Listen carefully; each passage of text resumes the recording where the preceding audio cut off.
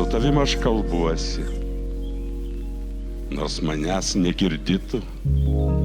Šitaip kalbasi uosiai tvorele atskirti.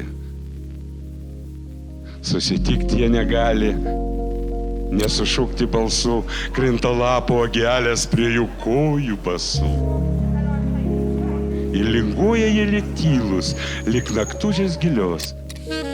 Pasakyti, kad myliu, jam užtenka tylos. Su tavim aš kalbuosi ir dabar jau girdi.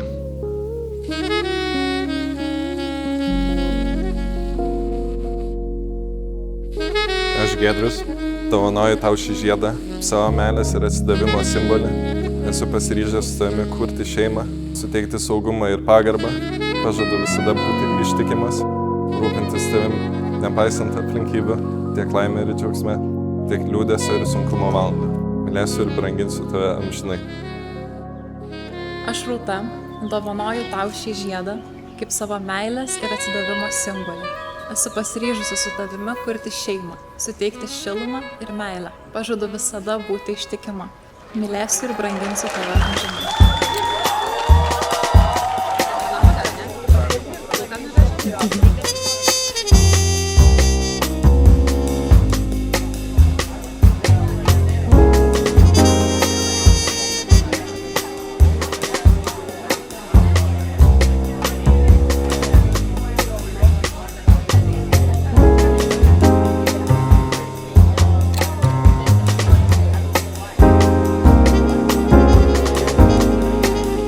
Šiandien yra 1105 diena, kai esame kartu.